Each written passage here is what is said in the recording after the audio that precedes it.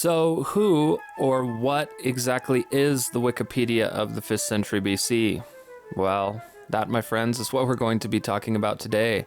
Herodotus. Herodotus was a Greek historian from the 5th century BC. He was born in the city of Halicarnassus, a city on the Ionian coast of ancient Greece, or what is now the Turkish seaboard of the Aegean Sea. He is known primarily for his monumental work called the Histories, which was the first book of its kind. That is to say, it was the first work of history from the Western world that is still known to us today. The Histories is a detailed historical examination of the Greco-Persian Wars, and it is for this great work that Herodotus is referred to most famously as the father of history. Fascinatingly, it is from the title of this work, in Greek, Historia, which means inquiries or research, where we receive the word history in English. In this book, Herodotus examines the cultures and peoples of the 5th century world, stretching from as far east to west as India and arguably parts of China to Spain, and as far north to south as modern-day Ukraine, even making brief mention, which he found unlikely to have existed, to the British Isles in the north, all the way down to Ethiopia, and he did so to the best of his abilities, utilizing personal travels, interviews with foreigners, alongside his personal opinions concerning likely explanations of supposed events. Herodotus, by doing so, spearheaded techniques that would become the gold standard for most historians throughout history and up to today.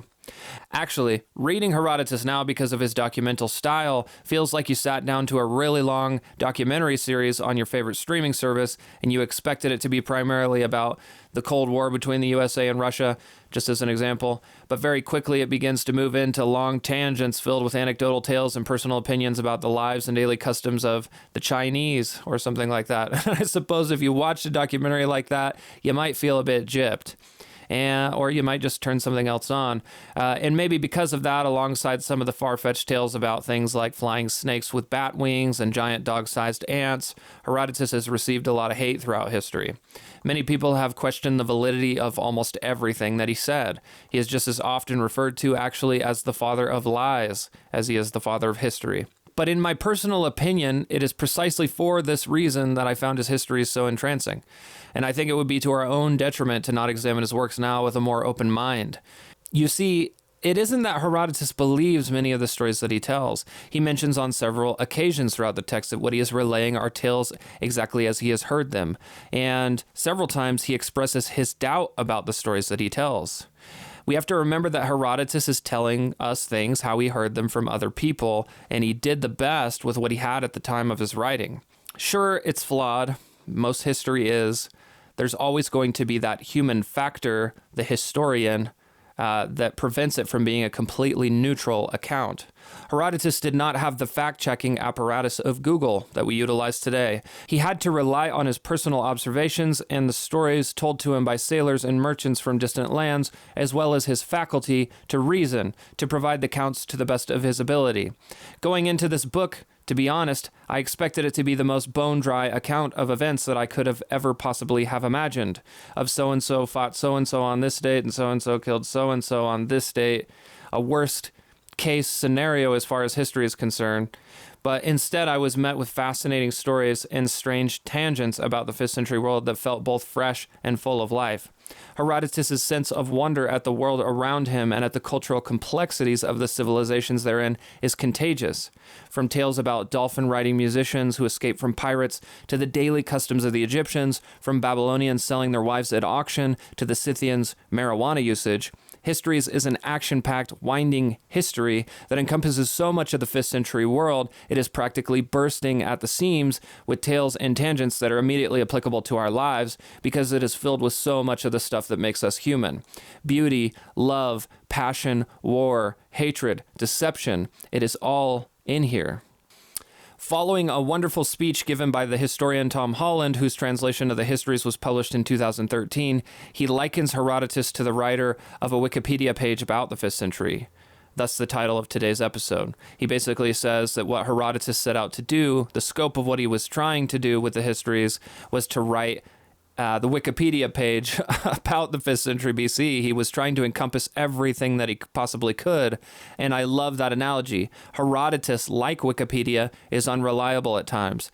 featuring a bit of opinion, a bit of hearsay, but also sheds light onto so many fascinating events, cultures, and peoples. Reading a history about the 5th century BC could not be more fun, in my opinion. Herodotus was a trailblazer, someone who was incredibly curious and detailed. He showed immense appreciation for the cultures and customs that were different from his own, and despite a few mistakes, some baffling tales, and maybe some boring parts about rivers, his histories unveil the 5th century BC to be a very diverse place that is much more fascinating than what we might have originally imagined it to be. I want to delve into this world a bit and share with you all some of the interesting and sometimes strange things that left me reeling in wonder and intrigue as I read this momentous work.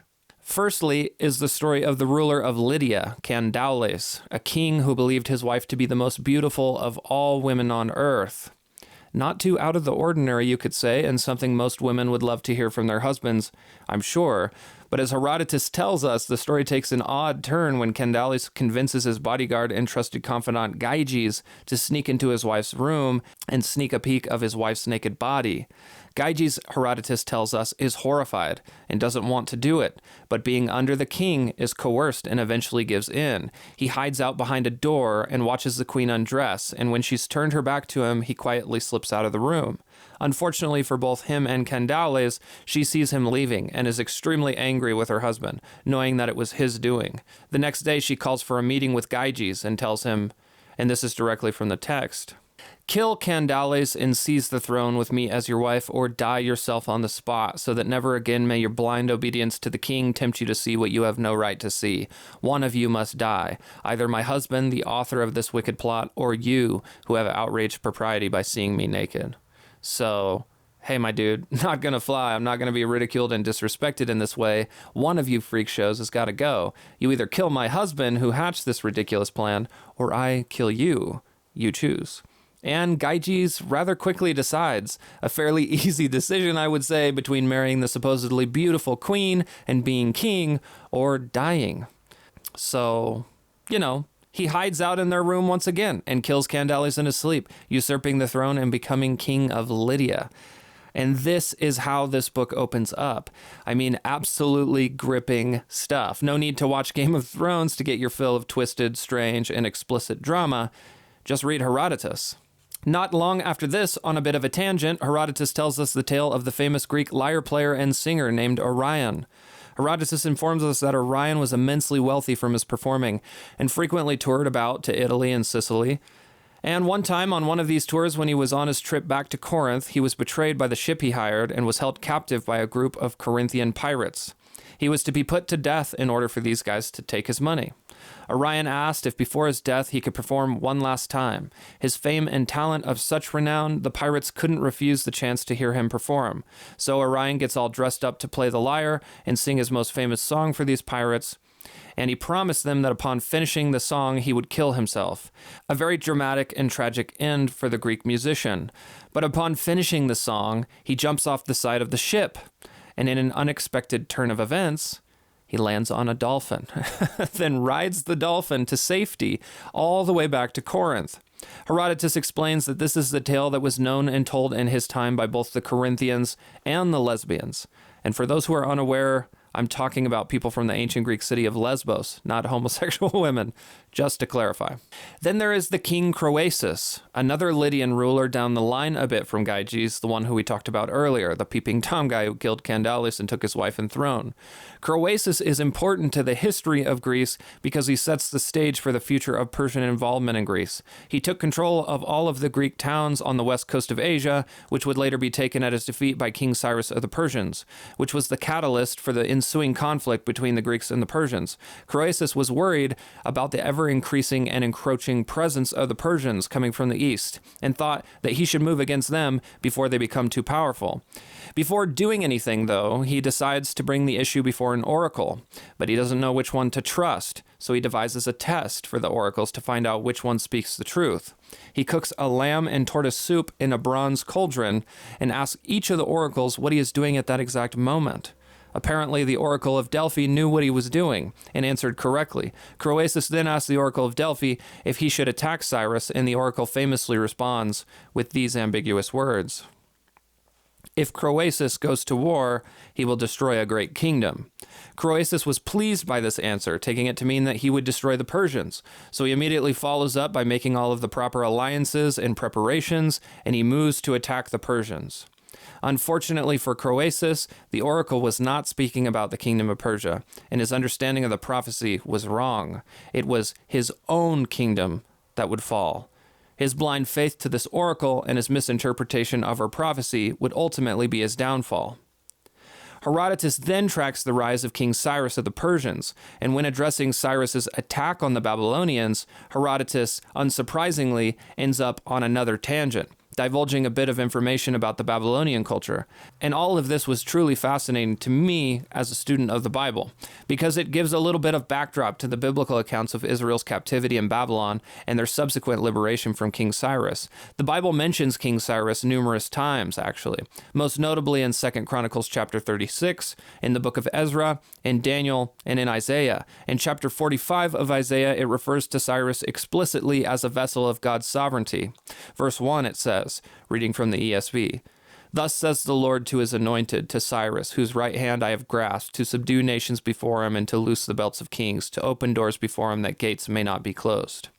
And for those who are not familiar with the Old Testament narrative, a bit of context. The Israelites were held captive for 70 years in Babylon as a punishment from God for refusing to listen to the prophets that God sent to them, for giving themselves to false idols, and for their outright rebellion and sinfulness. God gave them into the hands of the Babylonian king Nebuchadnezzar, where they remained as slaves until they were liberated by Cyrus the Great, who allowed them to return to Jerusalem and begin the construction of the Second Temple. This can be read about in the first several chapters of Ezra, where we are told that Cyrus gives a decree that the Jews are to return to Israel and rebuild the temple and worship their God.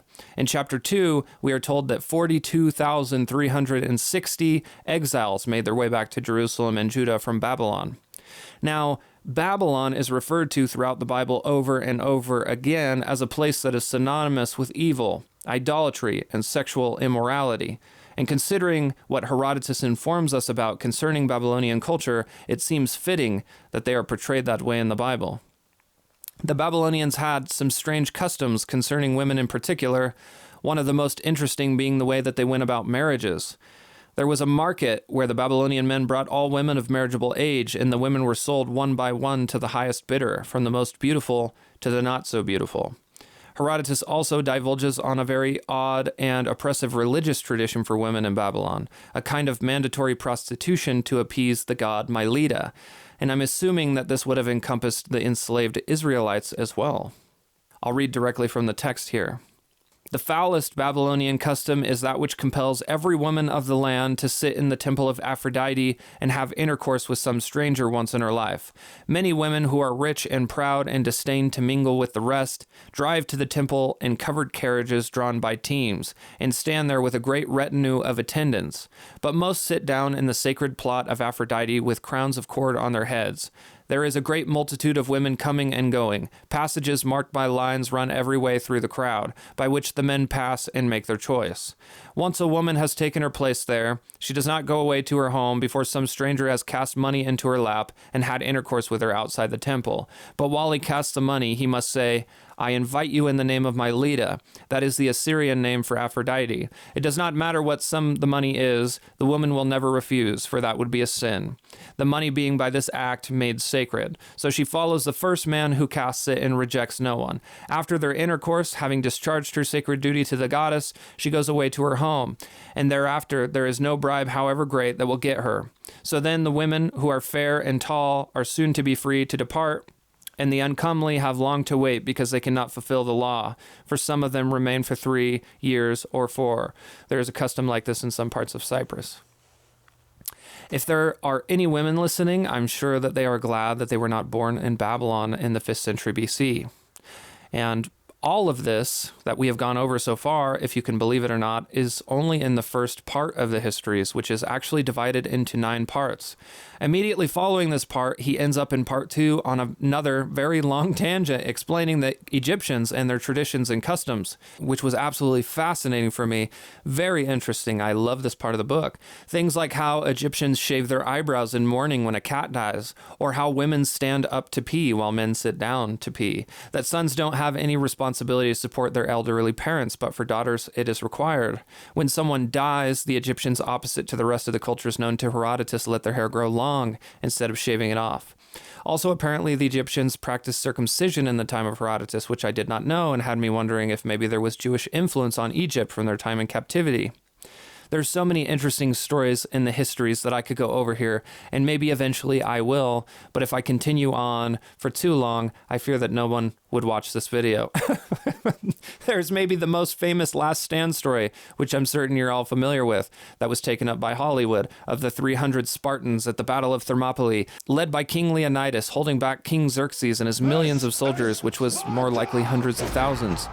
Or the people called the Nuri, who it was said were a magical people who had the ability to turn into a wolf one night each year. Although Herodotus didn't believe it to be true, still absolutely fascinating to hear legends about werewolves.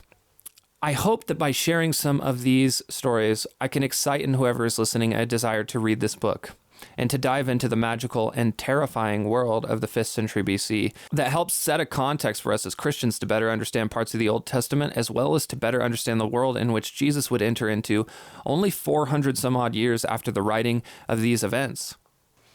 When reading this book, I was a bit obsessed, something that is not out of the ordinary for me when reading a book that I thoroughly enjoy. And for those who know me, they won't find this at all strange. I found myself incessantly offering up unsolicited little tales from the history to friends and family, finding good use of these stories in many situations in my life, especially when someone was complaining about the present. Little consolations, you could call them, calls to reality. Someone would say, "Oh, thank God it's Friday. This week has been pure hell." To which I would respond, "Well, be glad it's not the week that the Persians came to your city like they did to Barke, whose men ended up impaled on poles around the city walls, then whose wives' breasts were cut off and pinned on the wall next to them." That sounds a little bit more hell-like to me. I mean, it's all about perspective, right, guys? Or when people in my life complained about how bad the world is today, I would just shell out gruesome tales for them from Herodotus to remind them just how good it actually is for us in terms of pain and suffering. Honestly, I found this whole sharing of Herodotus thing to be quite cathartic, and I think maybe somebody could take up writing inspirational and consoling Hallmark cards that tell gruesome tales from ancient history to put things into a better perspective for us. I don't think that's an entirely bad idea. The other benefit I found in sharing some of these stories is that it's an excellent way of dropping a bomb on political discourse between the right and the left.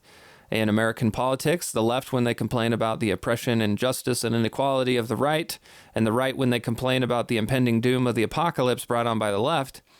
Not to get political, or to say there's no merit in politics, but it is very easy through many of these gruesome tales to bring a better perspective to both of these views. It has a way of taming extremism. But my dad ended up asking me a question that I think is important to address, something that we should all contemplate. He was understandably annoyed, I think, by the fact that I had talked about nothing else but Herodotus for several weeks, and asked, well, why should I care about this Herodotus guy at all? Who cares? So as fascinating to me personally as all of these inquiries of Herodotus are, and as consoling as they are to me personally, my dad's comment put the brakes on my excitement and got me thinking, well, what exactly is the point of all of this? And why should I care? All of this history is kind of pointless unless we're able to utilize this information in some way. So why read Herodotus? Or why study history at all? I'm going to offer up what I think are 3 important reasons that are helpful to us as Christians, but are universal to all of humanity in their scope. And I'm just going to go over these 3 and then dig into each one afterward. Number 1, history teaches us to think critically. Number 2, history helps us understand the present.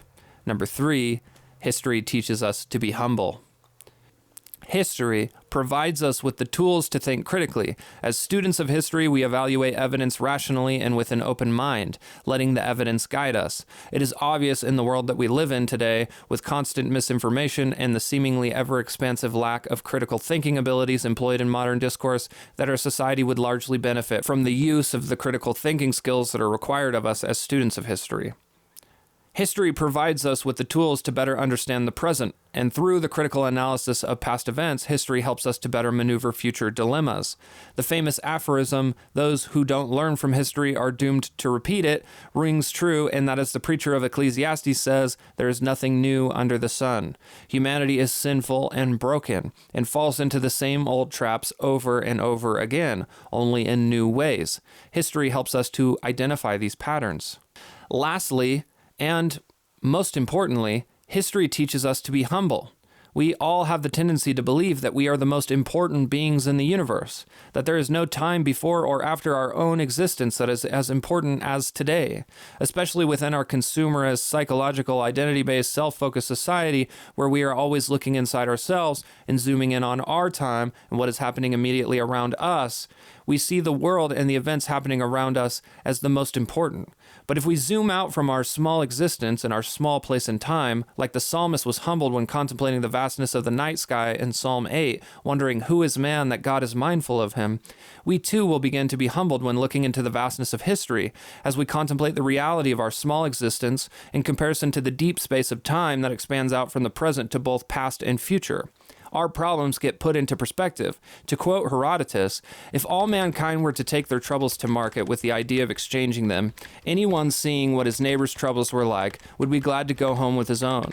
We have the tendency to think that our problems are the worst, because our own problems are much more visceral and real than how we perceive them as happening to other people. But if we were to truly experience other people's problems, we would long for our own problems back.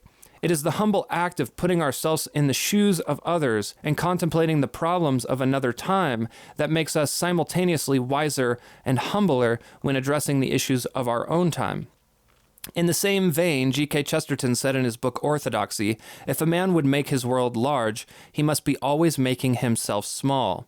And the study of history does exactly that. It makes us small and our world large. When we contemplate the greatness and the vastness of the historical narrative of humanity, it brings us down to size, and we can more fully enjoy life because of it. It gives us a much better perspective, one that is better informed by the past. These principal benefits of history are exactly what we see in Herodotus.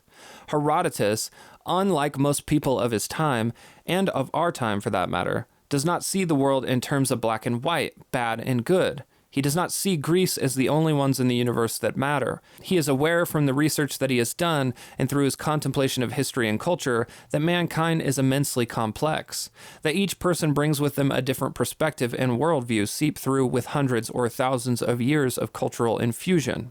He is constantly moving about from tangent to tangent due to the fact that he cannot help himself from being drawn in by these people and places with all of their differing customs and traditions.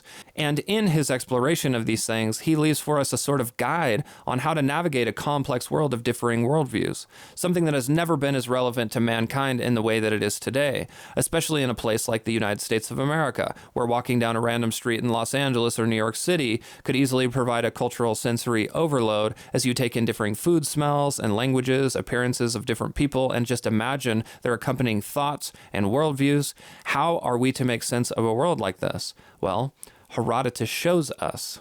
I had mentioned Tom Holland earlier. Another thing that Tom Holland brought to my attention that goes along with what I'm talking about here was the exemplary tale of Cambyses, who was Cyrus's elder son. He takes over after Cyrus's death and immediately takes on the Egyptians. He proudly struts into Egypt following his victory over them in battle, and some of the Egyptians were worshiping a calf who they believed to be the god Apis. Cambyses is angered with the Egyptians for celebrating this calf, believing that he should have received the same type of celebration upon his arrival into Egypt. Herodotus then goes on from here to give us more examples of this Cambyses guy making a fool of himself.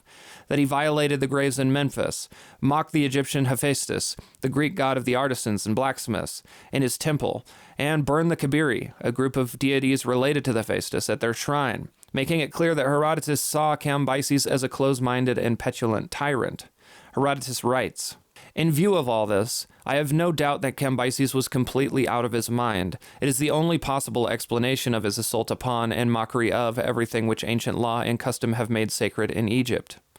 If anyone, no matter who, were given the opportunity of choosing from amongst all the nations in the world the set of beliefs which he thought best, he would inevitably, after careful considerations of their relative merits, choose that of his own country. Everyone without exception believes his own native customs and the religion he was brought up in to be the best. And that being so, it is unlikely that anyone but a madman would mock at such things. There is abundant evidence that this is the universal feeling about the ancient customs of one's country. What Herodotus does here through this amazing passage is to show us a bit of the workings of his own mind, his empathetic perspective toward the Egyptians concerning Cambyses' lack of consideration when dealing with the Egyptian culture and their religion, and his incredibly wise and nonpartisan perspective toward all men. He understood that we all believe our cultures and customs to be the best, and that because of that, Cambyses would have had to have been completely out of his mind, insane, to make a mockery out of someone's beliefs. He continues, "One might recall, for example, an anecdote of Darius, when he was king of Persia. He summoned the Greeks who had happened to be present at his court and asked them what they would take to eat the dead bodies of their fathers. They replied that they would not do it for any money in the world. Later, in the presence of the Greeks, and through an interpreter so that they could understand what was said, he asked some Indians of the tribe called Kalatiae, who do in fact eat their parents' dead bodies, what they would take to burn them. They uttered a cry of horror and forbade him to mention such a dreadful thing. One can see by this what custom can do." Custom, tradition, and culture help formulate our perspective for each one of us. Herodotus realized this and hoped to teach others this valuable lesson. To lock ourselves into black and white thinking, where we leave no room for caution and grace when dealing with fellow human beings, is foolish and ignorant. The implications of Herodotus' train of thought are massive for us today. In a society that is increasingly multicultural and increasingly polarized, Herodotus guides us on the path of humility. For myself as a Christian concerned with the evangelization of the nations and a desire to reach people through philosophy and apologetics, I know that I need to be extremely cautious, respectful, and loving when dealing with these topics. It is easy to fall into the camp that thinks these liberals over here believe X, Y, and Z, or these conservatives believe so-and-so, or these Muslims are this one specific type of Christian denomination. So they are the enemy, and we draw our lines that separate good and evil based on ideologies and dogmas. But I need to avoid black and white thinking and be graceful to those who think differently than myself, reminding myself that each person's belief system is tangled up in years and years of formation, immense complexity, and deep emotions, and that without God's grace in saving my wretched sinner's soul, I, too, would be the enemy. And at once I was the enemy. As Paul says in Romans 8, the carnal mind is enmity against God. My mind was in the same way the enemy to God, to truth. In saying all of this, I'm not saying that I shouldn't seek truth or sacrifice the truth in some way in order to be graceful and caring, but that I should approach people with humility, with an empathetic understanding for my fellow man, like that of Herodotus and not that of Cambyses. And I think I will end this episode with what is yet another beautiful case in the latter part of the Histories. Herodotus once again shows us a bit more of the workings of his mind. It is in part 7, when Xerxes is up on a hill looking down over the Hellespont and overlooking all of his vast numbers of soldiers in his armies. Herodotus writes of Xerxes weeping. And when asked why he is crying, Xerxes responds with these words: "There came upon me a sudden pity when I thought of the shortness of man's life, and considered that of all of this host, so numerous as it is, not one will be alive when 100 years has gone by." And with these words, Herodotus writes into Xerxes a tragic Greek perspective, exemplifying an empathetic view of one of Greece's greatest enemies, and showing Xerxes to be a man of great wisdom, who, like Herodotus, understood from the contemplation of time and history something that King David of Israel, the preacher of Ecclesiastes, Homer, and the writers of the Greek tragedies, among many others throughout mankind's long and winding histories, have all contemplated as well, which is the great futility of man's endeavors when viewed through the long scope of history. That nations rise and fall, and greatness comes and goes, but what holds all of these stories together is our humanity. I, for one, am glad that Herodotus wrote this book and started this wonderful Western tradition of research and inquiry concerning past events. And I hope that just as it affected Herodotus' worldview and perspective to be more open-minded and humble toward his fellow man, the study of history would likewise do the same for all of us who enjoy to peer back into the annals of the past. May we defy the age that we live in, and may we step out of the increasingly polarized dialogue of modern politics long enough to contemplate the immense complexity of the age that we live in. May we be graceful to the people who think differently than ourselves, and may we be humbled to think about all of the ways in which our existence is fleeting and our human endeavors, aside from those of eternal worth, are futile. ultimately, history is his story. And that's why it is important. It is Jesus Christ's story from beginning to end, told through mankind. He is the Alpha and the Omega, the beginning and the end. His life, death, and resurrection changed everything. And all things past, present, and future culminate in him. His existence was so central and powerful that it cleaved history into BC and AD. Our understanding of history was split down the middle, with him in the center, and everything before and after him swims around in the vastness of his time. And all of us are unfathomably lucky to share in his story, history, no matter what age or time we experience it in. And with that, I'm going to wrap up this first ever video. If you enjoyed the video or learned something new, feel free to like and subscribe. That would really help get this going for me. We'll see you next time. Bye-bye.